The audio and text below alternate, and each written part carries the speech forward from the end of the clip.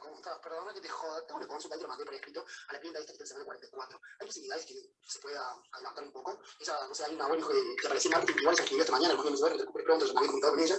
Si no, bueno, me paso la semana esta 44, pero bueno. Y ahí se me pasó en listo, ya me pedí unos contratos para ver de los clientes para que me dijo que se puede llegar a estar el fin de esta semana, la semana que viene. Así que bueno, ya hay que terminar un tema de Magaña y Bobriotti, y bueno, después ya con esos clientes para ver si se puede llegar a seguir preparando todo.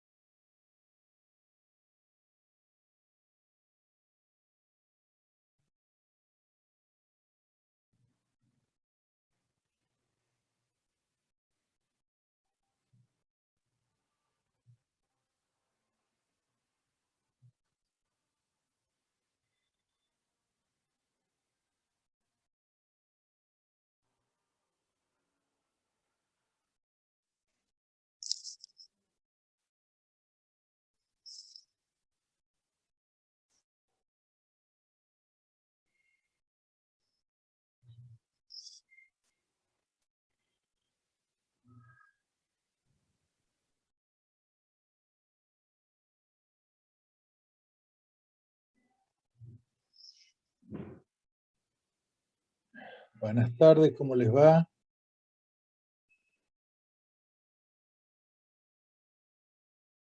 ¿Me escucha? Buenas tardes, profe. Buenas tardes, sí se escucha. Buenas. Hola.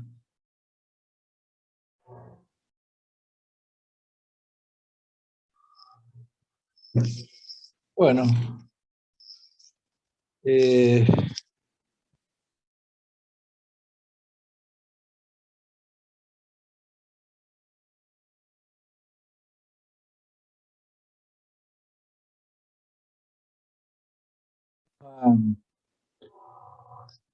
creo que ya no habíamos hablado de ética el lunes pasado, un poco de ética en general, como para que ustedes entendieran mejor el apunte.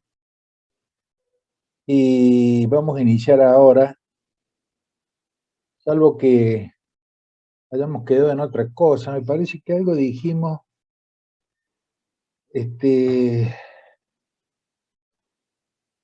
no, habíamos visto, yo quise un poco darles una introducción al tema de la ética para cuando ustedes leyeran el apunte se entendiera un poco más.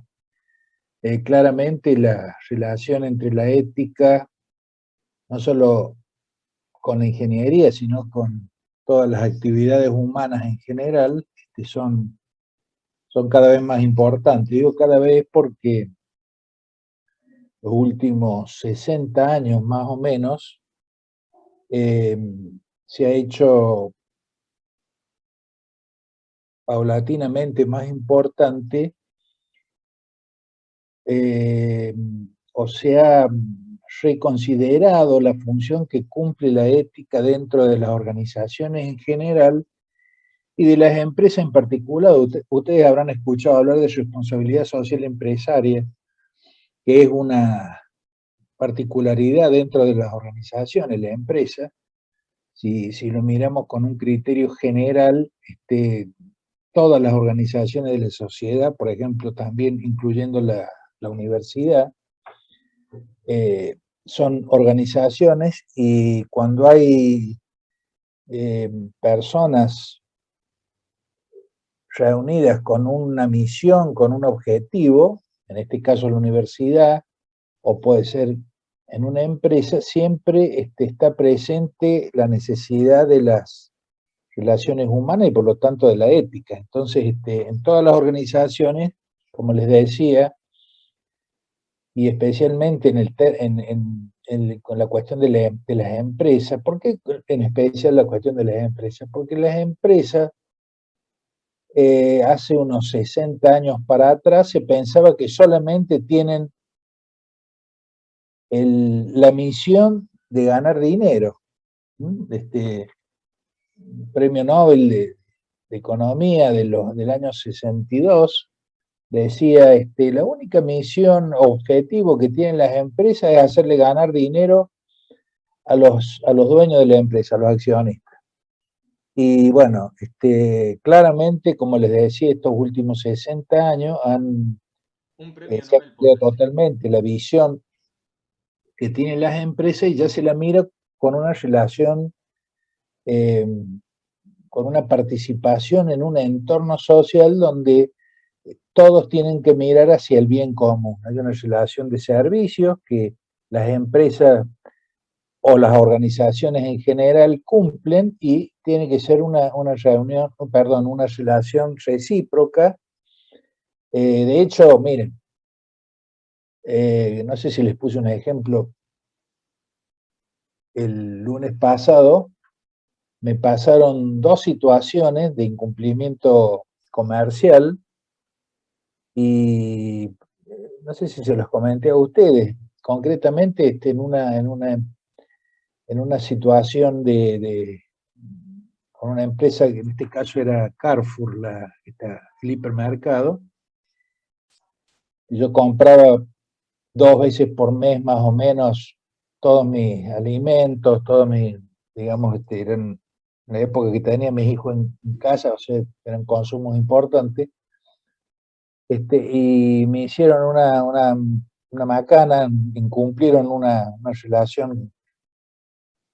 Concretamente ellos tenían un eslogan que debían cumplir, digamos, a ver, si yo demostraba tal cosa, ellos me tenían que devolver la diferencia del dinero no me recuerdo exactamente en qué situación, y cuando voy con el administrador de Carrefour, ahí del Carrefour de Barrio Jardín, de la avenida O'Higgins, me dice, no, sí, pero le digo, está publicado que ustedes van a reconocerme esta diferencia de este dinero. Sí, pero no le vamos a reconocer nada. De eso fue más o menos hace muchos años. Pasaron 20 años, 19 años para ser preciso, sin que yo volviera a pisar el Carrefour. Nunca más volví. Volví, creo que fue el anteaño pasado, volví a comprar me parece que era un aire acondicionado que estaba en muy buen precio. Y le dije al vendedor, mira, hace 19 años que no vengo a comprar nada, y le conté la situación. No lo podía creer. Entonces, ¿a qué va todo esto? Las relaciones entre el que ofrece un servicio, un producto, y el que lo consume, ese servicio o ese producto, tiene que estar enmarcado en unas reglas de convivencia, de respeto. No es solamente ganar dinero, es ofrecer un servicio. Ofrecer un servicio, y alguien toma ese servicio, y ese servicio se debe también ganar un poco, o sea, ganar en confianza. Por ejemplo, uno consume un producto, una Coca-Cola o a usted le gusta el Fernet con Coca. Ustedes saben que la Coca va a tener exactamente el mismo gusto, la misma calidad que tuvo hace, no sé, 10 años. Siempre sigue siendo la misma. Lo mismo pasa con el Fernet. Entonces hay una relación de confianza entre el que compra y el que vende. Y no debe ser rota. Hay una reciprocidad en la confianza. Y cuando se rompe, como fue el caso que comenté mío, evidentemente eh, es mal negocio incluso. No solo que no cumple la función que dice prestar, sino que además es un mal negocio porque la gente... Es como vender carne podrida en una carnicería. Si uno vende carne podrida, no va a tener más clientes. Lo va a ir perdiendo porque va a romper una relación de confianza. Bueno, vamos a entrar en otro tema, porque ese fue el tema del lunes pasado. Vamos a entrar en otro tema que se llama la ciencia, la tecnología y la ingeniería.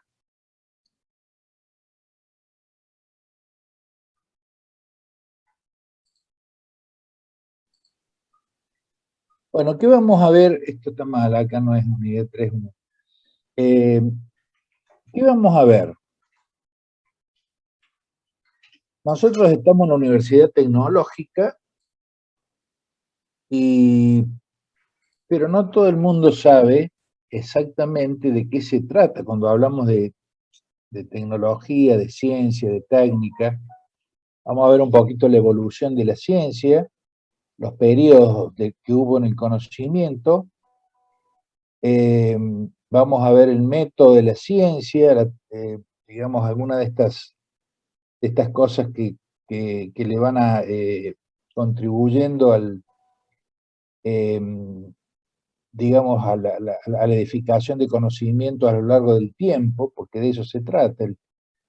No es cualquier conocimiento, sino tiene un método propio.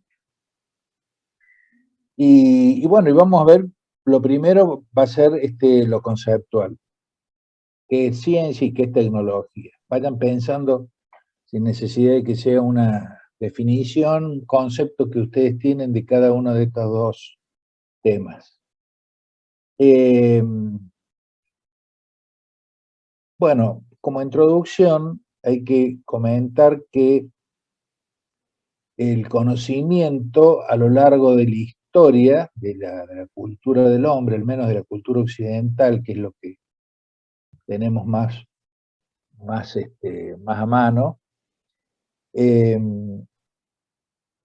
hubo una especie de crecimiento paulatino, especialmente en la época de los griegos y de los romanos, sobre todo en la zona de estas ciudades-estados que había en Grecia, o lo que hoy conocemos como Grecia, y bueno, junto con todo la expansión de Roma y de su imperio, que de algún modo tomaron buena parte de los conocimientos de los griegos y los desparramaron por el mundo conocido de aquella época, fueron estableciéndose criterios de estructurar el conocimiento, de hacerlo, no cualquier conocimiento, no el conocimiento vulgar, qué sé yo, el conocimiento de saber el número de teléfono del amigo, un conocimiento que sea válido, que se haya sido probado y que de algún modo constituya los ladrillos de este edificio que hoy llamamos la ciencia. Bueno, esto empieza, las bases de ese edificio empiezan en la Grecia de entonces, hace unos 25, 24 siglos, y ese conocimiento se ha acelerado de una manera increíble, ¿sí? En los últimos... hay un micrófono ahí. ¿Qué tal, Andrea? Te habla, me estoy contactando desde el servicio médico de Apex. ¿Sí? ¿Fue yo? Bien, gracias. Vamos a corroborar los datos, ¿sí? Bien, en el audio habías informado que... Entonces, a lo largo de este proceso, de este largo proceso que son unos 24 o 25 siglos, gracias, el conocimiento ha ido en aumento, una suerte de acumulación del conocimiento, o sea, sobre la base de un conocimiento se va edificando otros nuevos conocimientos. Entonces, a lo largo, como les digo, de estos últimos 24 o 25 siglos, y en especial en los últimos 2 siglos, más o menos, este crecimiento ha sido de una manera realmente increíble como nunca antes. Ni hablemos de la época anterior a los últimos 25 siglos, ¿no es cierto? O sea que fue un crecimiento de un conocimiento mucho más, en términos científicos o tecnológicos, mucho más lento. Este conocimiento, como les digo, ustedes a lo mejor no toman conciencia porque les parece que siempre fue más o menos parecido. Pero en realidad, si repasamos los últimos 2 siglos parecen muchísimo, pero no son más que 6 generaciones. Son nuestros tatarabuelos o tatarabuelos. Bueno, y estas generaciones de nuestros antepasados han logrado estas cosas increíbles que tenemos hoy en términos de comunicación, en términos de tecnología. Esta velocidad en el crecimiento del conocimiento es como un crecimiento exponencial. Antes pasaban siglos hasta que se incorporara un nuevo conocimiento, ahora es cuestión de años, o incluso menos. Conocimiento importante, digo, ¿no? Entonces los avances científicos, desde el punto de vista de la tecnología, se han realizado en todos los campos de la cultura. Hay claramente una búsqueda histórica incesante por los grandes interrogantes, los mismos que tenemos hoy los tuvieron nuestros antepasados. No somos muy distintos a aquellos hombres del inicio de nuestra cultura, de la cultura occidental.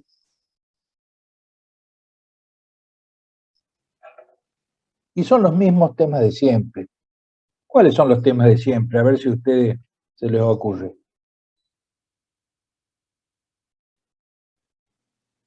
¿Cuáles son las grandes preguntas que se habrán hecho nuestros antepasados griegos y romanos, y antes también. Y cuestiones de la vida, a lo mejor también, más allá de Esto, lo que uno ve, por por ejemplo, supuesto, en el espacio. claro, prescindiendo de lo estrictamente, digamos, de la tecnología que tenían estas culturas, son las preguntas de siempre: ¿qué es el hombre? ¿Cuál es su fin? En fin, las preguntas de la filosofía, en realidad, giran en torno al hombre, a la condición del hombre, al sentido de la vida del hombre, a la relación con, digamos, al entorno, a tratar de explicar el entorno, o sea, la naturaleza, y por último, el universo, en definitiva. Seguimos sin conocer mucho del universo, y también esta permanente relación con Dios. Cada cultura ha dado una visión al tema de la relación con Dios. Hay quienes, por ejemplo, el caso de los romanos y de los griegos, lo veían como en una relación semidivina, lo eran como semidioses, y eran muchos los dioses, hasta que vinieron las religiones monoteístas. Entonces, siempre ha sido una inquietud del hombre de tratar de responderse a estas incógnitas que, digamos, afligen o que hacen cuestionarse al hombre desde siempre. Sigue siendo igual, podemos tener muy buena tecnología, pero los interrogantes de fondo son siempre los mismos. Y muchas de estas preguntas están planteadas en la filosofía a lo largo de la historia. Bueno, entonces la filosofía, que le va a dar el marco a a la historia del pensamiento, digamos, de nuestra cultura o de nuestras culturas que nos antecedieron, y son, como decimos, más o menos los mismos interrogantes: el hombre, la naturaleza en toda su dimensión, y la relación con Dios. Básicamente son siempre las mismas cosas. Bueno, nos vamos a preguntar, para empezar el tema, algunos de estos conceptos. Qué es la técnica, qué es la ciencia y qué es la tecnología? Porque no es lo mismo técnica que tecnología. ¿Cuáles serán las diferencias según ustedes? Sin leer lo que sigue ahí.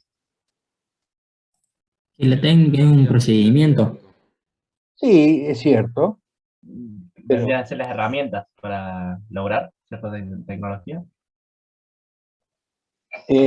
no mezclemos. Técnica es una cosa, tecnología es otra. En realidad están emparentadas la técnica y la tecnología, pero vamos por partes. Cuando uno dice técnica, está hablando de, por ejemplo, yo me imagino que en la antigüedad, el modo en que hacían el fuego, frotando no había fósforo, no había gas, no había encendedor. Entonces, tenía una técnica, habría alguna técnica para hacer el fuego, porque lo transmitían de generación en generación. Entonces había un modo de calentar la comida, etc. O, por ejemplo, el modo de sacar con más eficiencia el agua que se tomaba de algún pozo, pero tenía que ver más que nada no con el conocimiento científico, la técnica, sino un poco con la experiencia, con la práctica. O sea, cómo hacer fuego, alguien lo había conseguido de una manera más o menos fácil, todo el mundo lo hacía más parecido. Entonces, de ese modo, no había un conocimiento científico que explicara o que fundamentara eso. Distinto es cuando la ciencia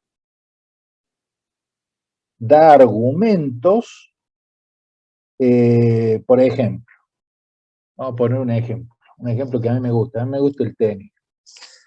Y yo me imagino que Federer, Nadal y todos estos top 10 que hay a nivel mundial, tienen algún,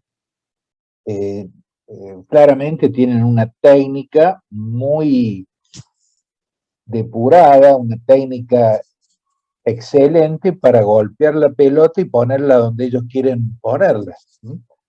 O sea, en velocidad y en ubicación a la pelota del otro lado de la cancha.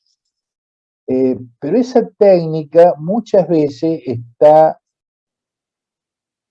apoyada por la tecnología. ¿A qué me refiero?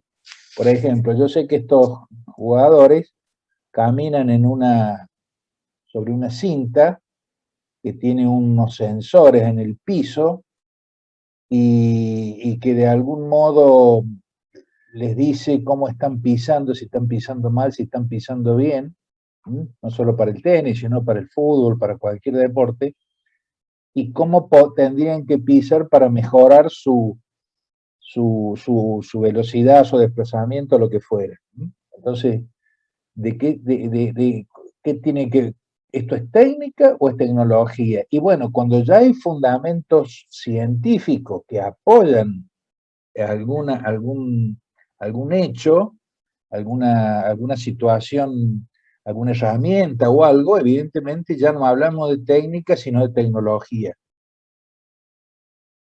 Para decirlo de otro modo y fácil, la tecnología es la ciencia aplicada. No es el conocimiento que no tiene aplicación. La tecnología es la ciencia aplicada. Entonces, vamos por partes. ¿Qué es la ciencia? Bueno, es clara, yo les he hablado de un edificio, es un cuerpo de conocimiento fundado y organizado sobre fenómenos naturales con el aporte de muchas personas a lo largo de la historia. Cada uno a lo largo de la historia fue contribuyendo con su granito de arena para hacer el edificio que hoy tenemos. Miren, a mí me gusta pensarlo como un edificio, yo creo que a la ciencia. Yo creo que es ilustrativo porque las bases de la ciencia las pusieron los griegos, los fundamentos del edificio. No es que ellos sabían todo lo que sabemos hoy, pero sí supusieron las condiciones en que se iba a armar ese edificio. Y las condiciones son, las condiciones que ellos fijaron es que el conocimiento debe estar probado, debe estar verificado, debe estar conseguido con un determinado método, y bueno, y ese conocimiento sirve como un ladrillo, y generalmente sobre ese ladrillo viene otro conocimiento que de algún modo sobre la base de ese ladrillo lo mejora, lo aclara, lo amplía ese conocimiento. Entonces ahí se va estructurando este edificio que, como les digo, lleva unos 25 siglos para la cultura occidental. No es que solo nosotros inventamos la ciencia y todo lo demás, sino que el Occidente, o sea, a ver, hablamos de 25 siglos, cuando pensamos, por ejemplo, en la cultura egipcia o en la China, son mucho anteriores a estos 25 siglos, estamos hablando, las cosas que hicieron los egipcios, por ejemplo, tienen más o menos unos 5.000 años, unos 50 siglos, más o menos unos 3.000, 3.500 años antes de Cristo, hicieron cosas increíbles y que claramente tienen que ver también con la ciencia, con una serie de conocimientos que supieron aprovechar y aplicar. Pero la verdad que no tenemos mucho de eso, que no quedaron registros, quedaron las obras, pero no quedaron registros de cómo hicieron todas esas cosas. Justamente, miren, esta semana salió no sé si lo han leído, una noticia de que acaban de descubrir hace muy poquito unos escritos en Egipto, creo que es cerca del Luxor o en el Cairo, no sé si es Luxor. Luxor es la vieja Tebas, que explican, porque se creían que las pirámides las habían hecho los esclavos judíos. Y en realidad parece que por los escritos que hay ahí, no han sido esclavos, sino eran gente, también por lo que se ha encontrado ahí cerca de las pirámides, eran personas de pagas, por supuesto a veces las obras llevaban 20 años, pero eran, digamos, algunos de ellos eran reconocidos, o sea, parece que no eran esclavos, sino pagaban con su trabajo los impuestos del faraón, etc. Pero bueno, yo hablo de la cultura occidental, son estas cosas, como les digo, no conocemos mucho. Los chinos también hicieron su aporte en el tema de la imprenta. En realidad la imprenta, nosotros hablamos del año 1450 más o menos, con Gutenberg, la imprenta con moldes, con letras de plomo. En realidad los chinos ya la tenían mucho antes, no con el sistema tan depurado que lo hizo alemán creo que era. Pero ya el concepto estaba mucho antes con los chinos. Entonces, como les digo, nos quedamos un poco con la cultura occidental, haciendo la salvedad de que, como les digo, hay otros aportes desde el punto de vista de la ciencia, pero también, como les digo, no como un sistema organizado de conocimiento, porque acá, fíjense, dice, cuerpo de conocimientos fundados y organizados. Esto es, en realidad, solo con los griegos, conocimiento organizado.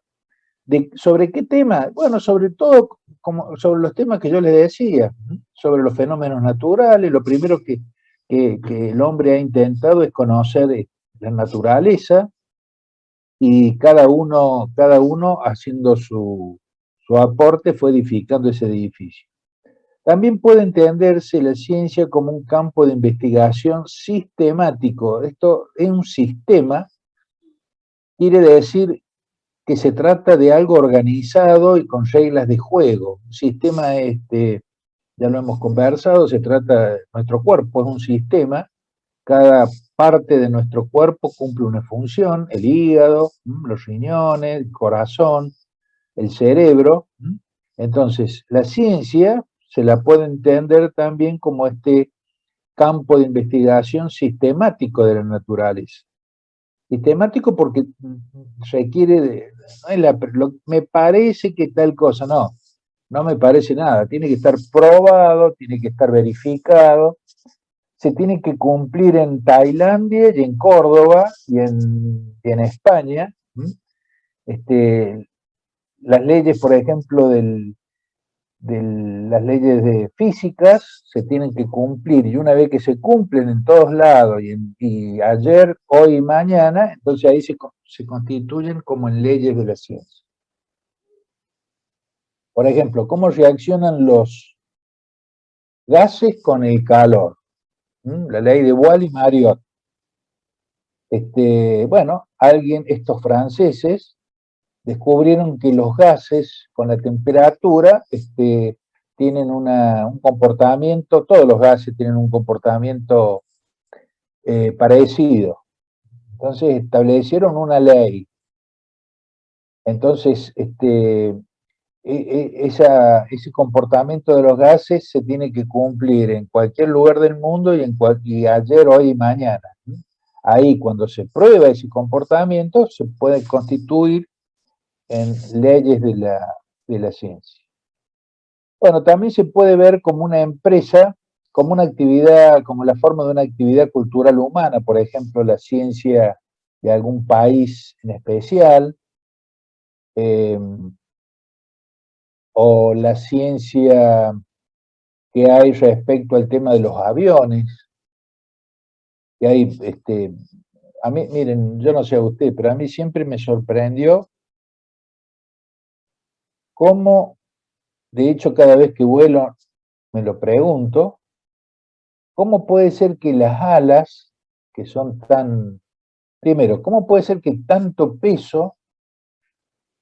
el peso de pasajeros de la misma carrocería del avión, digamos, del tubo central del avión, esté soportado por alas que son que no son tan largas y que, por ejemplo, el movimiento que hacen los aviones en el aire, primero para subir, lo soportan las alas, o una caída en un golpe de aire, las alas no se quiebran. Uno dice, ¿cómo puede ser que, con qué material están hechos, de qué modo?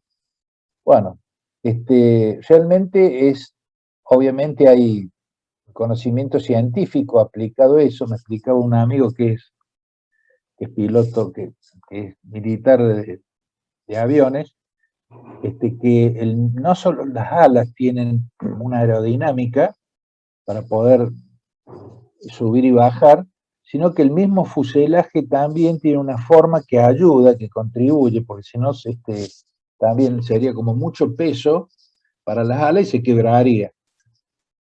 Entonces, hay una serie de conocimientos en la ciencia que tiene una aplicación, en este caso para volar, que evidentemente ha ido creciendo en los últimos 120 años, más o menos. Pensemos que los primeros vuelos, yo pude ver está ahí en un museo de Alemania, en Múnich, el primer avión de los hermanos Wright, algo así creo que se llamaba. Y Profe, bueno, sí, en este ejemplo que usted está poniendo sobre el avión, ¿las tres cosas no estarían relacionadas, ya sea ciencia, técnica y tecnología?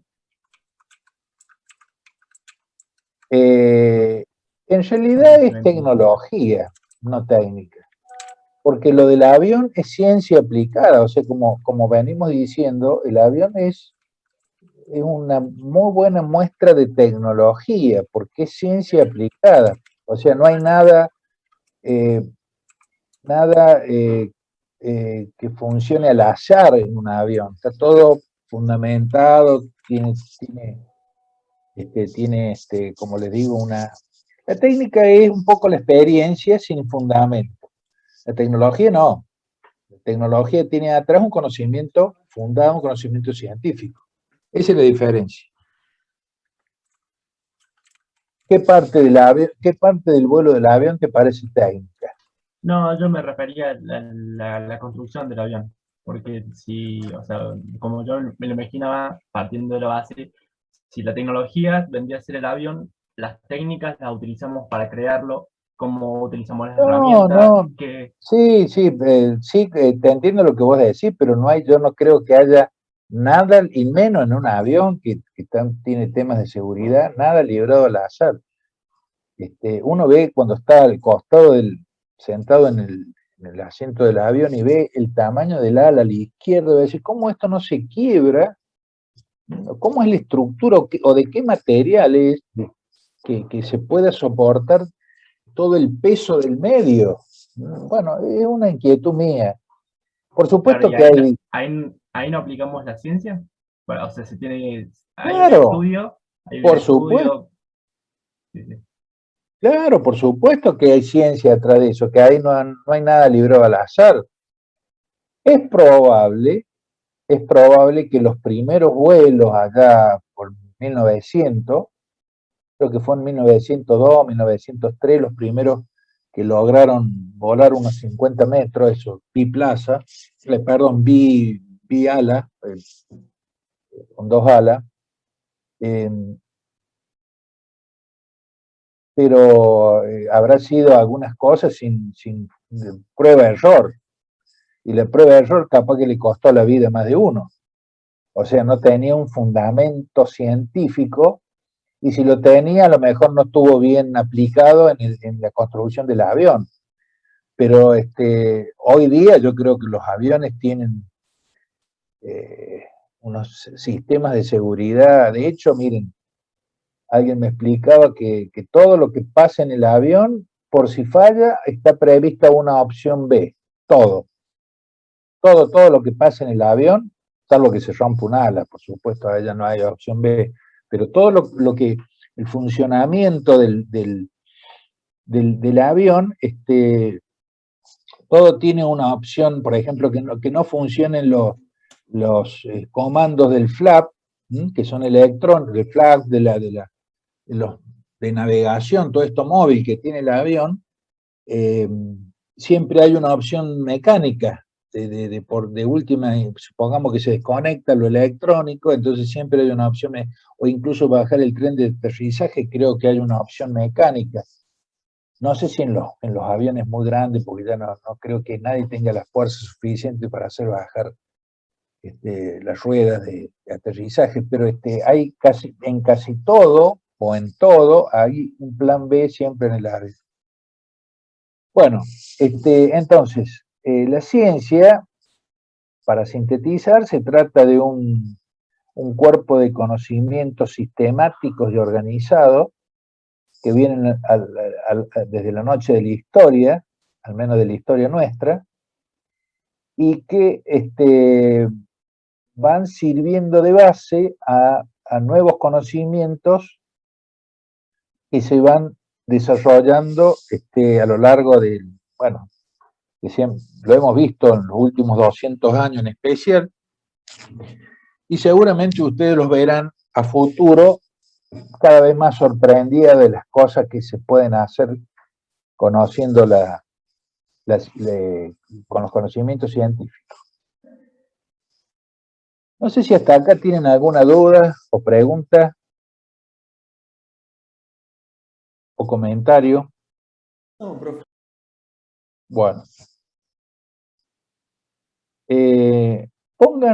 Ya que están, pongan un presente pásenme un chat con un presente, así me queda registrado.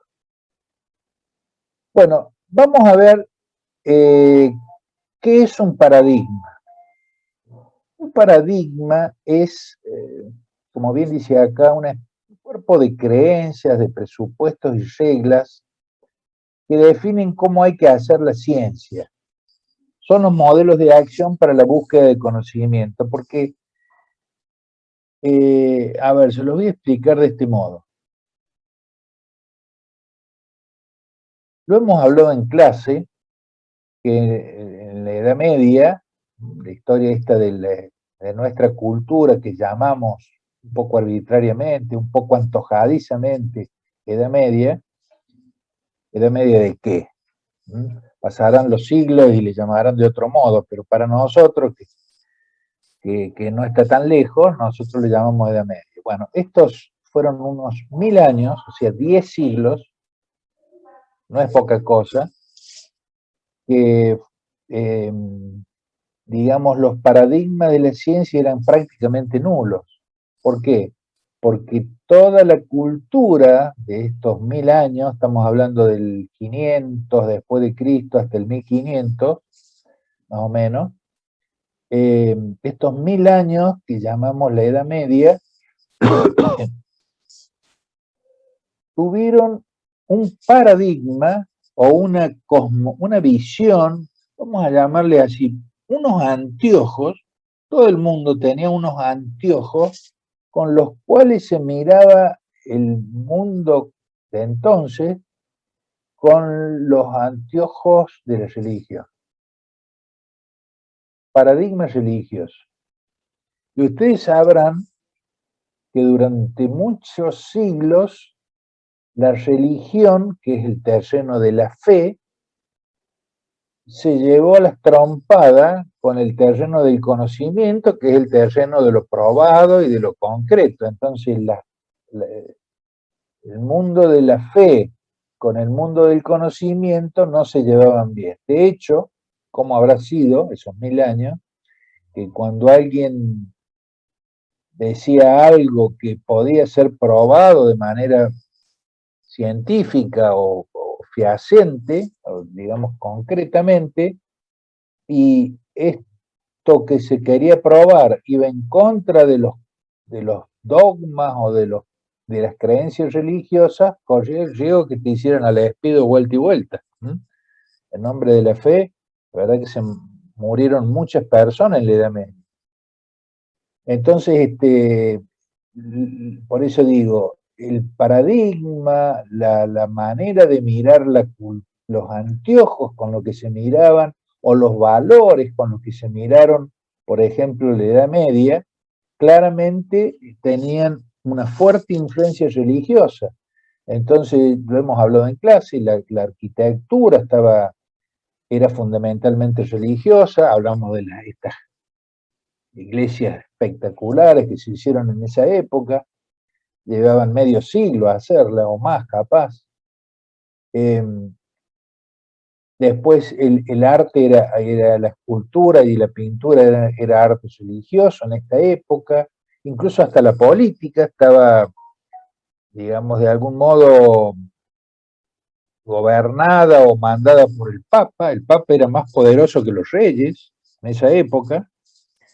Después cambió la historia, ¿no? Después del 1500 ya los reyes empezaron a ser más importantes, pero toda la antigüedad, o mejor dicho, en toda la Edad Media,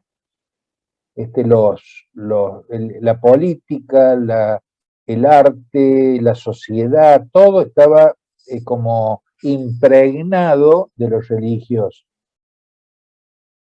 Entonces, claramente, desde el punto de vista de la ciencia y la tecnología, no hubo mucho crecimiento. De hecho, fíjense, algunos historiadores le llaman, pensando en el tema del crecimiento de la ciencia, dicen la etapa o la edad oscura de la ciencia, porque prácticamente no hubo grandes avances. Estamos hablando de 1000 años, no de 4 fines de semana. 1000 años son muchas generaciones. Bueno, todo este proceso claramente cambió en 1500 y desde el 1500 hasta ahora, llevamos unos 500 años más o menos, empezamos a revisar todo aquello que habían hecho los griegos y los revaloramos, los reinventamos y los seguimos. Esas bases que hicieron ellos las seguimos edificando. Por eso que se llama renacimiento, el 1500, porque se renace sobre aquella vieja cultura griega y romana. Llegamos a nuestros días. 500 años después hemos logrado cosas increíbles, podemos volar, podemos ir en horas a cualquier lugar del mundo, podemos hablar en tiempo real con alguien que esté en la China. Yo tengo un amigo que vive allá, hablamos por supuesto a la hora adecuada, suele ser las 8 de la mañana más o menos, y son las 7 de la tarde allá, no, son las 9 son 23 horas de diferencia con él. No, perdón, no 23 horas, no, son 11 horas de diferencia. No, 23 horas. 23, 11. No, claro, son 11 horas, porque son las 9 de la noche allá y acá son las 8 de la mañana. Son 11 horas de diferencia.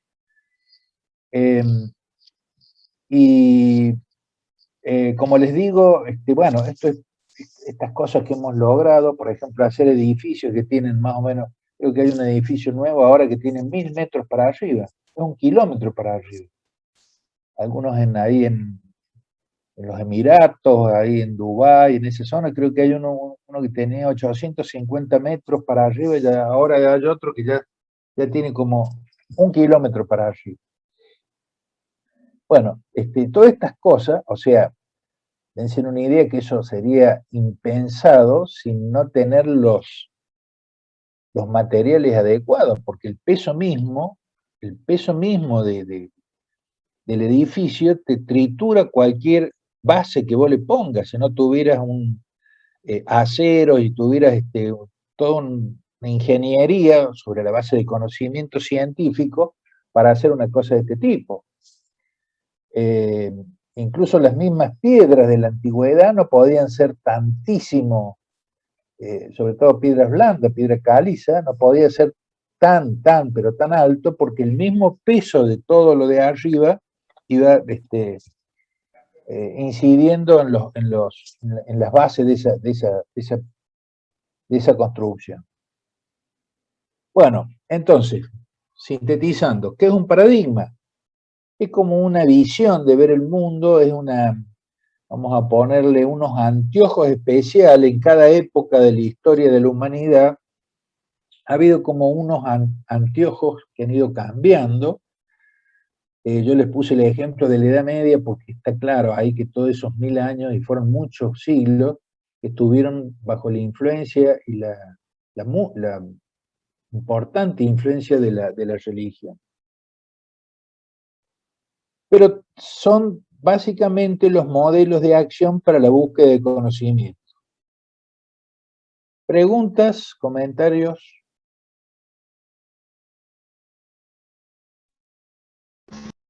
¿Ninguna? No, ninguna, profe, estaba claro. Bueno, fíjense que vamos a dividir los periodos del conocimiento. Yo recién les hablé de la Edad Media. En realidad, antes podemos hablar de los aportes, recién se los mencioné también, los aportes que hicieron los chinos, los egipcios, o la época babilonia, me había olvidado de comentarles. Babilonia estaba ahí entre lo que hoy conocemos como Medio Oriente, ahí entre los ríos Tigris y Éufrates, toda esa cultura muy rica también. Bueno, acá está lo que les había comentado recién, es en la época de Grecia donde el conocimiento se hace sistemático, o sea, se hace como sistema, con método, con fundamentos, y inicia el razonamiento deductivo.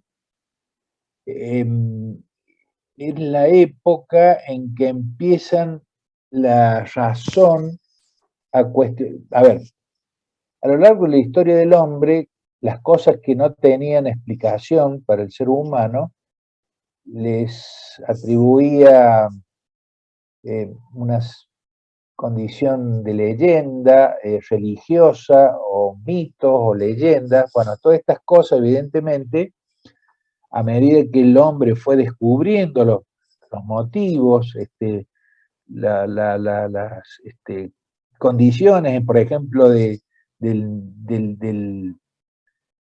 sol, del sistema solar, de la luna, de todas estas cosas que todo el mundo se ha preguntado a lo largo de la historia, y en la medida que se fueron descubriendo, digamos, las condiciones en que se desempeña nuestra Tierra en el sistema solar, por ejemplo, y la Luna alrededor nuestro, se fueron, digamos, desmitificando, o sea, en la medida que se iba conociendo, se iban cayendo los mitos y las leyendas, por ejemplo. Bueno, siempre hubo una búsqueda de certezas. Básicamente es no solo la búsqueda del conocimiento, sino en todo caso es a través del conocimiento la búsqueda de la verdad, de explicarse cómo funcionan estos tres grandes temas que habíamos mencionado hace un rato.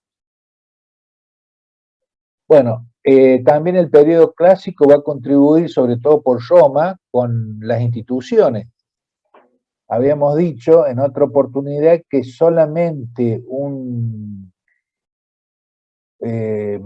digamos, un pueblo como Roma, que intente ser un imperio, no es posible si no tiene una organización, o sea, el derecho, y también las instituciones. Las instituciones es una especie de organización, valga la redundancia, bien estructurada o bien organizada, para poder cubrir todo ese territorio enorme que cubrió Roma en su época de esplendor. Bueno, todo esto entonces es parte del aporte premoderno de la ciencia. Si llamamos premoderno, anterior a la modernidad. Acuérdense que la modernidad empieza ¿cuándo?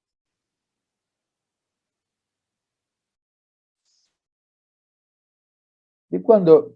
¿A qué le llamamos modernidad? ¿Empieza cuándo? Después de la Edad Media, les dije, o sea,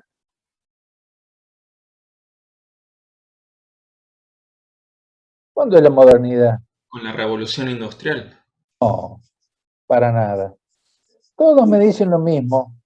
La modernidad empieza en el 1500, cuando termine la Edad Media. No, la revolución industrial es del 1800. Y la modernidad, a ver, es cierto que hubo una explosión del conocimiento, de la tecnología en el 1800, pero en realidad las bases las bases conceptuales, las bases, acá están los primeros Galileo, estamos hablando de 1500, Galileo casi le cuesta el pellejo porque él está justo en este quiebre, el cierre de la Edad Media con esta nueva etapa y empezó a sugerir que la Tierra giraba alrededor del Sol y no el Sol alrededor de la Tierra, entonces casi lo matan. De hecho, lo Profe, mandaron. toda esa base del conocimiento que dice usted también incluye los descubrimientos de cálculo de Newton y Leibniz también. Todo eso ya es modernidad, exactamente. Lo que pasa es que ustedes dicen la modernidad del 1800 porque, claro, fue espectacular los conocimientos que crecen en el 1800, pero como lo han dividido estos historiadores, digamos, que hacen, digamos, una especie de organización de la historia con hechos importantes que han pasado, dividieron la historia en prehistoria, la parte prehistórica que es anterior a la historia, vamos a llamarle así, de la que no conocemos casi nada, porque no hay registro, no hay escritura, no hay nada, o queda muy poco, como pintura, rupestre, esas cosas. Después tenemos la parte histórica con la escritura, y bueno, vienen, que ya tenemos registros, hasta digamos, la edad antigua, que se va a desarrollar hasta el año más o menos 500 después de Cristo. Del año 500 después de Cristo hasta el 1500 son 1000 años, que era lo que estuvimos hablando hace un rato de la Edad Media, y ahí empieza la modernidad en el 1500. En el 1500 son 500 años más o menos desde entonces, pero claro, dentro de la modernidad existe esta explosión de la industria y de la producción de bienes y servicios, que es lo que llamamos revolución industrial. Bueno, entonces, la Edad Media, para hacer una síntesis de esa época, es un geocentrismo, la Tierra era el centro del universo. No hace mucho pensamos eso, fíjense, hace 500 años. ¿Cuántas eran? 15 generaciones, 12, 15 generaciones, todavía estamos pensando que el Sol giraba alrededor de la Tierra, o sea, no sabíamos una papa de lo que pasaba más allá de las narices nuestras, al menos la cultura occidental, porque dicen que, por ejemplo, las culturas, maya, azteca, egipcia y todos ellos ya tenían otro criterio distinto, conocían mucho más de estas cosas. Bueno, geocentrismo, el orden jerárquico desde Dios al mundo de los hombres, el orden teológico o del bien último y finitud del espacio como un ente cerrado. Esos eran los principios centrales de lo que hoy llamamos Edad Media. ¿Y cuáles son los paradigmas de la ciencia moderna, o sea, desde la modernidad? Bueno, arranca en el 1500 una nueva concepción de la ciencia, empiezan, como yo les dije, Newton, Galileo, todos ellos que van, Leonardo, todos ellos empiezan a darle a la inteligencia y a la razón un valor. Es como que, como les digo, se cambia el chip, vamos a llamarle así, se cambia el software cultural de la época y empiezan los seres humanos a dejar de lado un poco el tema de la fe, que de algún modo frenaba los conocimientos científicos, y a establecer nuevos criterios.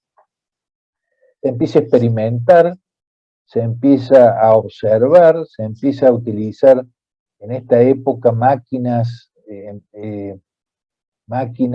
obviamente eran máquinas muy sencillas, máquinas para subir agua, máquinas para, qué sé yo, para para hacerse palancas, para hacerse, digamos, para hacer menos esfuerzo, una especie de grúas rudimentarias. Bueno, todo esto arranca entonces fundamentalmente en esta época. Hay una desacralización y secularización, parecen palabras difíciles, pero son sencillas. Desacralización es sacar lo sagrado a todas las cosas que se veían en la Edad Media. Desacralizar, cuando uno dice, vamos, es una iglesia desacralizada. Esa iglesia no tiene la importancia religiosa porque se le ha desacralizado, por ejemplo. Y secularización viene de seculum, de siglo, o sea, de traer los conocimientos al terreno de lo histórico y no de lo religioso. Por eso es secularización. Cuando ustedes vean una palabra parecida con secularización o algo así, viene de seculum, el latín, y quiere decir siglo. Hace referencia a lo histórico, a lo humano, a lo propio de lo que hizo, de lo histórico que hizo el hombre durante un siglo, por ejemplo. Bueno, antropocentrismo en la modernidad, ¿qué quiere decir? Que se pasó de un teocentrismo, donde Dios era el centro de la Edad Media, a un antropocentrismo. Antropo quiere decir hombre, antropología quiere decir estudio del hombre. Bueno, antropocentrismo que empieza en la modernidad. ¿Qué quiere decir esto de antropocentrismo? Y bueno, no es otra cosa que el hombre mirándose a sí mismo y utilizando esta herramienta que hasta entonces había sido como reivindicada solo por los griegos, pero que había estado como en reposo, sin poder ser utilizado por toda esa influencia fundamentalmente de la religión. Entonces, la razón empieza a tener, la inteligencia empieza a ser un arma o un instrumento espectacular para el desarrollo de nuevos conocimientos. Experiencia y racionalidad plena es el renacimiento como fenómeno cultural y científico. Yo les he dicho que el renacimiento es renacer de toda la cultura griega y romana.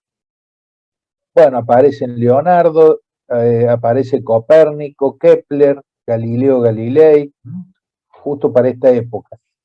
También Pascal, Boole, Isaac Newton, poquito más adelante. Bueno, síntesis. El mundo posee un orden, estamos hablando del paradigma moderno de la ciencia, ¿no es cierto? El mundo posee un orden racional matemático, existe una confianza absoluta en el poder de la razón como instrumento. A ver, para decirlo rápido y pronto, el hombre moderno, todavía seguimos siendo modernos, más allá de que hay algunas corrientes como la posmodernidad que lo modifican a la modernidad, pero el ser humano o la cultura del mundo en los últimos 500 años estuvo muy ligada al poder de la razón, al poder de nuestra inteligencia. Por eso se explica todo lo que hemos conocido en los últimos 500 años, lo que hemos avanzado en conocimiento y por supuesto en conocimiento aplicado, que es el caso de la tecnología. Bueno, el progreso social es posible con el desarrollo de la ciencia. O sea, es como que asumiendo que la razón es un instrumento formidable para mejorar nuestra vida, nuestra inteligencia, también en los últimos 300 años, 400 y 300 años, estoy hablando de lo que se conoce como Revolución Inglesa, allá por el 1600, o Revolución Francesa en el 1700, el hombre, el ser humano, intenta incluso organizar su vida conforme a criterios de razonamiento, organizar su vida social y política. Por eso que perdieron la cabeza allá por el 1700 y pico los reyes. Acabaron los reyes, porque acuérdense que la idea del rey del siglo, que fue una revolución importante en el siglo XVIII, más o menos, al menos la más importante con consecuencias en Europa y en el resto del mundo, porque estamos hablando que es la época de las colonias, no solo de España, sino de Inglaterra, Portugal y, bueno, estos fueron los principales que anduvieron por América y por todos lados. Ellos, digamos, tienen claramente trasladan a todo ese mundo conquistado todos estos valores propios de la modernidad, ¿no es cierto?, del 1800, pero políticamente se empieza a cuestionar esto que esto se había mantenido todavía de la Edad Media, este poder como divino de los reyes. Entonces, son estos ingleses, y estos primero los ingleses y después los franceses, que cuestionan la condición divina de los reyes. Dicen que divino de nada.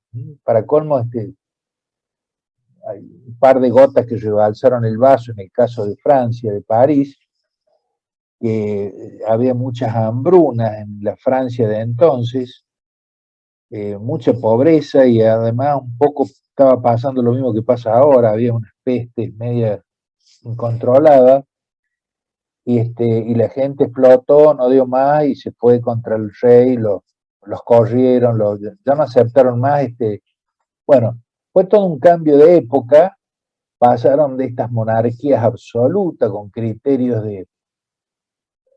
o con vocación de ser designados por la divinidad en sus cargos de reyes, y por supuesto que desde el 1800, 1700, 1800 hasta ahora, ustedes me dirán, bueno, sigue habiendo reyes, sí es cierto, sigue habiendo reyes en muchas partes de Europa, sobre todo, pero los reyes, por supuesto, ya no tienen condición divina, simplemente son como jefes de Estado, le han quitado claramente todo su valor simbólico que tenía hasta las épocas de las monarquías absolutas en el 1800, y bueno, y todo esto se debe, fíjense, volvamos acá a la síntesis a una idea de que la razón o la inteligencia puede resolver absolutamente todos los problemas del ser humano, incluyendo la organización política y social. Por eso es que después de estas aventuras de monarquías absolutas en muchos lugares de Europa, arrancaron ya en el siglo XIX o en el siglo XX algunas concepciones, bueno, ahí aparece el capitalismo, después a modo de reacción en contra del capitalismo surge el marxismo, y después ya vendrán ideologías totalitarias en el siglo XX, como el fascismo, el nacionalsocialismo alemán, o las versiones comunistas como Stalin, Lenin, Stalin. Entonces, es como que siempre hubo, desde el punto de vista de la cultura, o de los paradigmas que estamos revisando en la época moderna, de esta moderna de los últimos 500 años, la idea de que el ser humano puede, con su razonamiento, con su conocimiento, puede organizar y saber todo. Puede solucionar todos los problemas, incluso los sociales que no parecen tan fáciles de solucionar. Ustedes lo pueden ver hoy, que cada uno tiene una visión distinta de lo que debe ser el mundo organizado, el mundo social, y por lo tanto tiene posiciones políticas a veces muy distintas respecto al vecino. Y eso significa a veces enojo y hasta muerte. Una gente que perdió la vida por cuestiones ideológicas, porque son formas de ver cómo debería estar organizado el ser humano en su vida social, en su vida de relación. Bueno, díganme qué es lo que no tienen claro hasta acá, o qué agregarían, o qué comentarían, o qué preguntarían. Me cansé de hablar, hablen ustedes un poquito.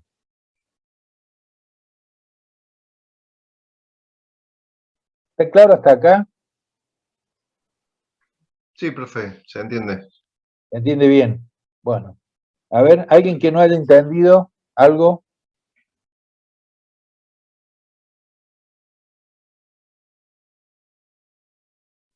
No, también tengo un comentario, no sé si puedo hacer. Dale, dale, dale. No, básicamente, bueno, pensando en cómo se ha ido desarrollando toda esta edad moderna, y bueno, más puntualmente desde el año 1800 que hablábamos acerca de la revolución industrial,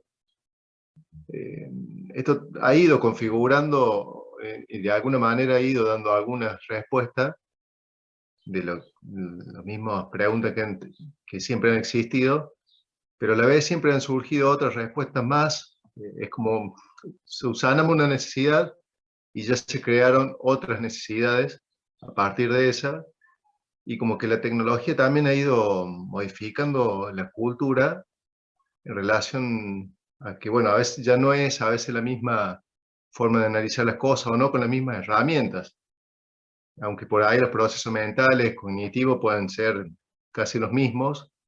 Ya hay cosas, ya avances que es difícil refutar y volver atrás, ¿no? Por eso pienso que muchas veces esta repulsión que se recibió antes era por ignorancia, por falta de conocimientos científicos o la aplicación del mismo, que lo que es lo que lleva a los desarrollos tecnológicos y de la técnica para emplear esas tecnologías. Sí, básicamente, creo que lo hemos hablado varias veces también. Lo que ha hecho el hombre en los últimos 200 años, que es lo que más les interesa a ustedes en general, a todos nos interesa, porque la verdad que nos ha hecho la vida mucho más cómoda, más fácil, es justamente eso, es descubrir que a través de este instrumento maravilloso que tenemos, que es la razón, que es la inteligencia, y todo lo que se puede descubrir a partir de este instrumento, lo hemos utilizado en los últimos, especialmente en los últimos 200 años, para darnos la vida más fácil, más linda, más cómoda.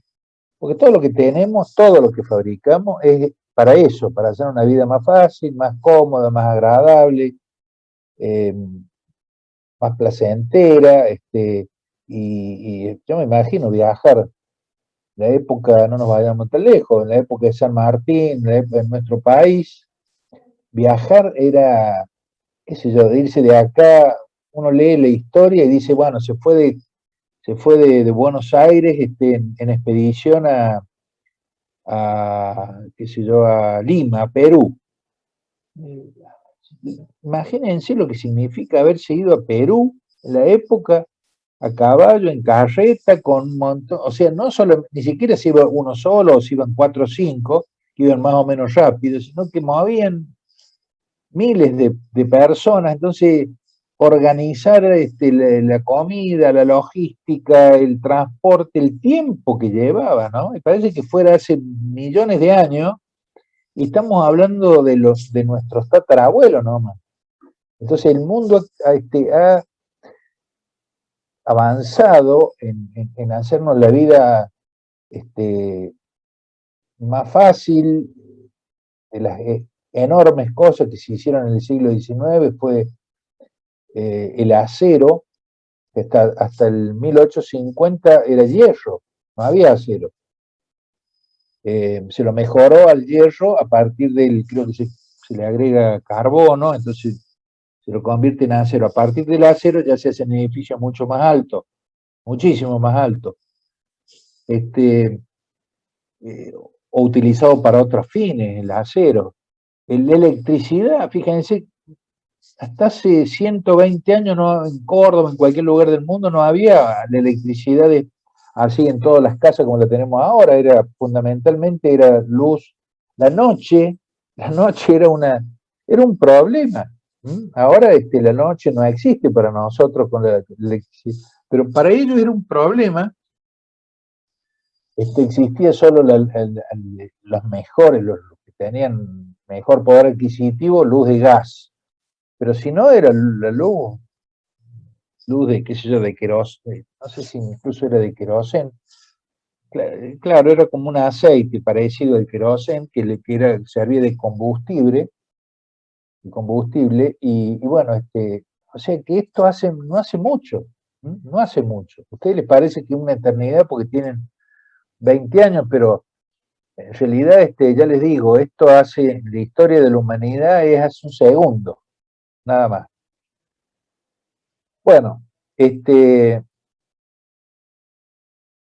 mi punto de vista, que es opinable, es que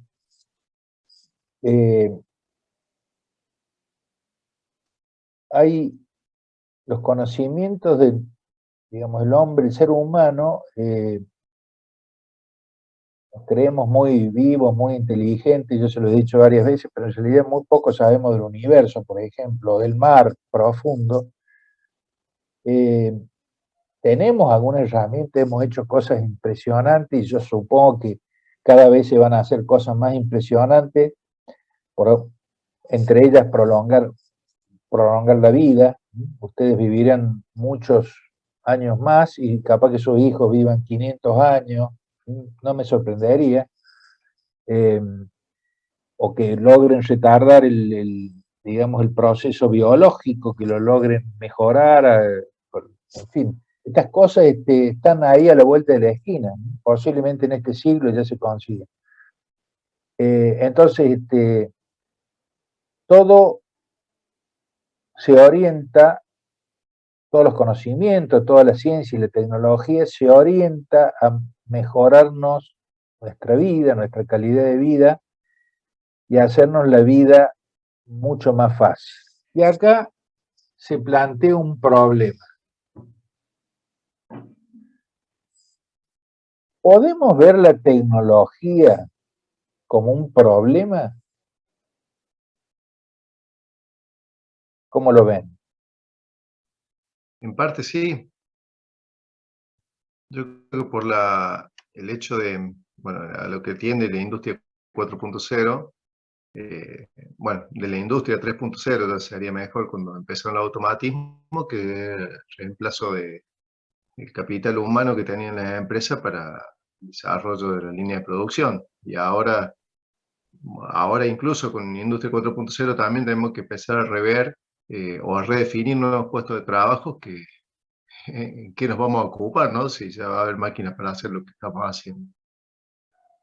Exactamente. Y si nosotros no vamos a hacer, o vamos a hacer muy poco trabajo físico, porque fíjense hoy, los tractores siembran y cosechan, incluso a veces de manera remota uno los maneja, los tractores van por satélite, se manejan, ni siquiera hay que manejarlo al tractor, va solo el tractor, o sea que ni siquiera manejamos el tractor, ni siquiera ese es el esfuerzo.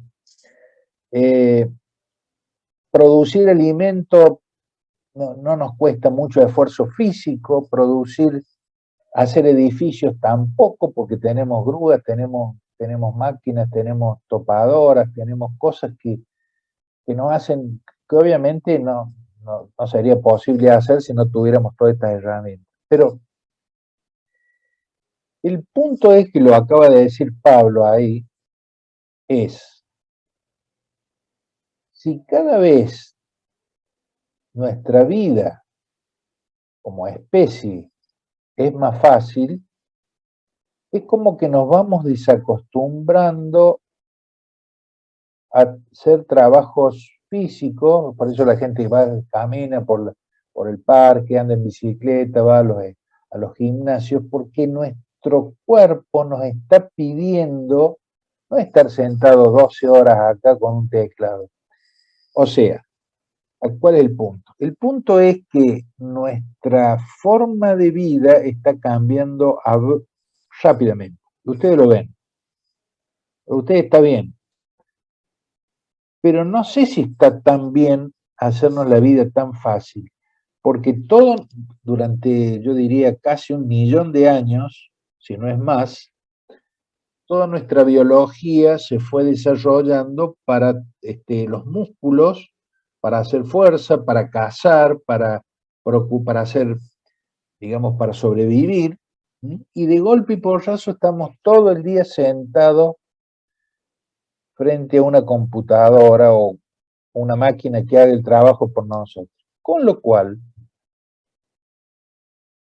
nos proyectemos al futuro y ¿qué va a pasar con el ser humano?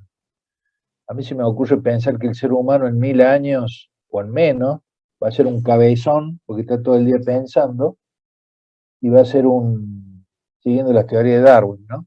Y va a ser un flaquito sin músculos porque nunca los usó a los músculos, de padres a hijos se va transmitiendo esta falta de funciones o del uso del cuerpo, y el cuerpo, ustedes saben muy bien, lo ven con la vejez. Los ancianos no utilizan, por ejemplo, determinados músculos, bueno, y se van no solo por el paso del tiempo, ¿no es cierto?, sino por la función, por la falta de utilización de esos músculos. A ver, el punto es, como cultura tecnológica, ¿estaremos haciendo las cosas bien? La generación de ustedes no creo que tenga dificultades, pero a futuro es probable que ya sí, porque, insisto, no hace mucho, hace, yo diría 1 o 2 generaciones, el hombre trabajaba bastante, aún físicamente, pero todo indica, la robótica, todas estas nuevas tecnologías que son propias de, digamos, de la evolución industrial 4, lo que se llama la 4.0, que ya empezó, nos está modificando mucho nuestras costumbres y nuestras actividades, ¿no es cierto? Entonces, por eso digo, la tecnología es buena, espectacular, nadie va a renegar, creo que para siempre, salvo que termine la raza humana o que nos autodestruyamos con una bomba o con algún veneno, con algún virus o con lo que sea, el ser humano ya no va a dejar de utilizar la tecnología que se fue sumando, las comunicaciones, todo lo que conocemos lo vamos a seguir mejorando incluso. Pero hay un costado que debemos revisar, que es este que yo estoy nombrando. A ver, ¿qué está pasando o qué va a pasar a futuro con este cambio de paradigmas, donde la ciencia, o más en concreto la tecnología, tienen mucho que decir, mucho que hacer? ¿Alguno que quiera hacer un comentario sobre esto? A ver, Francisco, estás ahí, Cironi. ¿Qué opinas?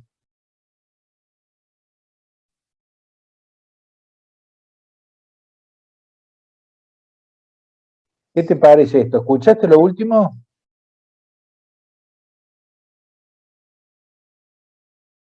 ¿O estabas haciendo otra cosa? Francisco, ¿estás ahí?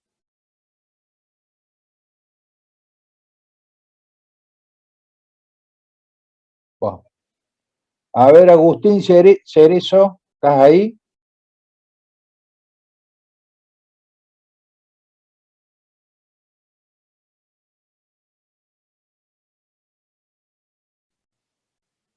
Sofía, vos querés opinar algo. ¿Qué te parece todo esto? Sí, yo quería opinar en relación, usted dijo que habló de los músculos, del tema de caminar y cómo influía eso la tecnología en ese sentido. Y yo pienso que no solo en la actividad física, sino también lo mental. Lo veo personalmente, o sea, en mi situación familiar, porque tengo un hermanito de 3 años y otro de 6 años. 6 años es la edad donde uno empieza a leer, a escribir, a aprender a hacer esas cosas, ¿no? Entonces me puse a averiguar cómo influía la tecnología y todo lo que tenía que ver con Zoom ahora, cómo les estaban enseñando a leer. Y hay un estudio en la Universidad de Indiana que dice qué es lo que se pierde cuando la escritura a mano se desvanece, como que no escribimos a mano. Y la función del cerebro, la parte del cerebro que se encarga de la lectoescritura, el hemisferio izquierdo, se ve deteriorada, o sea, como que no está al máximo de la capacidad, como que esas competencias cognitivas que tenemos nosotros como que se van atrofiando, así como los músculos. Entonces, bueno, como que también lo veo desde ese lado, porque tengo un hermanito de 6 años que le costó mucho aprender a leer y escribir, por justamente esto de tener que hacerlo en la computadora y no tener ningún El tipo ejercicio, de ejercicio sí, manual. de la motricidad fina. Y los chicos de la edad de él no tienen tanta motricidad fina como, por ejemplo, yo tuve muchas, en mi escuela teníamos clases de cerámica, o sea, desarrollábamos la motricidad fina, hacer nudos, todo eso que parece una tontería, pero en realidad sirve, y los chicos de ahora no lo tienen mucho. Entonces también creo que influye muchísimo en ese sentido, y la comunicación también es otro aspecto, cómo se comunican por WhatsApp, que también me parece bueno para analizar. Por ejemplo, cómo la sociedad dice, si vos escribís con mayúsculas es porque estás enojado. Si pones un punto al final, si escribís con mayúsculas es porque estás gritando. Si pones un punto al final de la oración es porque estás enojado. Y como que eso también cambia la manera de comunicarse a lo que era antes, ahora. Ahora es como que hay libre interpretación y se pueden malinterpretar un montón de cosas. Aparte la cultura de WhatsApp, que son frasecitas cortas, o sea, todo eso también te impide desarrollar un pensamiento más sutil, más 4 palabras, y para colmo, como vos decís, se puede interpretar para cualquier lado, o sea, a veces importan los signos de puntuación, y si no lo pones se puede interpretar a lo mejor todo lo contrario, o se puede interpretar que estás enojado. O sea, la escasez nos comunicamos mucho más, sí, de una manera infinitamente mayor a las generaciones anteriores, pero me parece que no nos estamos comunicando con finito, con sutileza, como vos decís, más allá del aprendizaje que me obliga a escribir una palabra físicamente hablando con un movimiento y que ya solo con una tecla me lo resuelve, está ese otro tema que me parece que nos comunicamos muy corto. Nadie hace una frase larga desarrollando un concepto, una idea. Se pone lo sintético, lo básico. Eso no está ayudando. Sí, lo que yo leí de la Universidad de Indiana era que el hecho de escribir, de hacer el patrón de cómo va la letra, a dónde voy a trazar, era lo que aceleraba el proceso de aprender a leer. Y, por ejemplo, cuando no te acordás si una palabra va con B larga o con B corta, y vos lo has escrito antes, es como que tu cerebro trabaja y se acuerda y recuerda como recuerda lo motriz. Entonces vos podés deducir con qué va, con qué B, o si va con B largo o B corta. En cambio, en la computadora como que no. Como todo ese proceso no sucede y es como que no pasa ese proceso, no aprendés de la misma forma, no aprendés más rápido tampoco.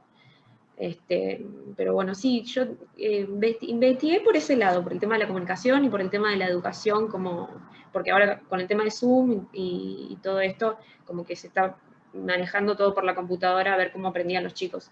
Y en el grado de mi hermanito, la mayoría tiene problemas para leer y escribir por este tema, y porque tampoco utilizan los cuadernos de caligrafía, nada de eso.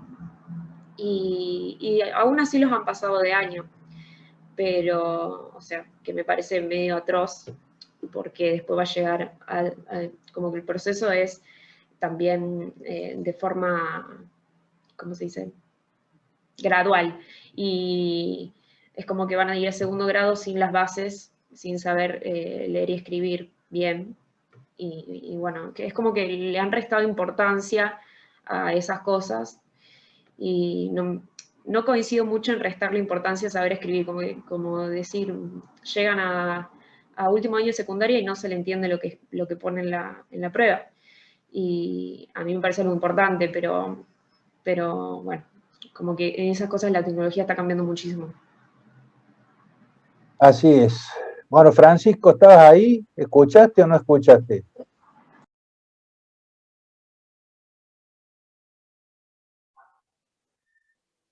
Tironi, ¿estás ahí? ¿Vivo?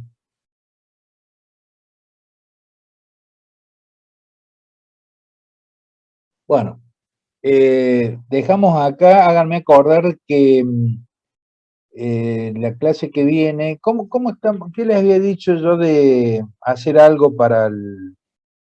Les dije que íbamos a hacer como un práctico o un parcial, ¿qué les dije que íbamos a hacer? Un parcial por acá, por el chat.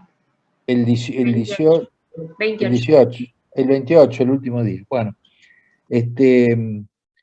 vayan leyendo, por favor, vayan leyendo los apuntes. Ustedes se darán cuenta que estamos viendo temas que tocan lo del apunte, mejor dicho, que explican lo del apunte, pero que no están exactamente como en el apunte. Así que por favor léanlo porque les va a llevar tiempo. Léanlo 1, 2, 3 veces, las veces que haga falta. Nos vemos el lunes que viene, Dios mediante. Nos vemos, profe. Chao. Chao, profe, cuídese. Chao, profe. Chao. Hasta luego. Hasta luego, profe. Chao.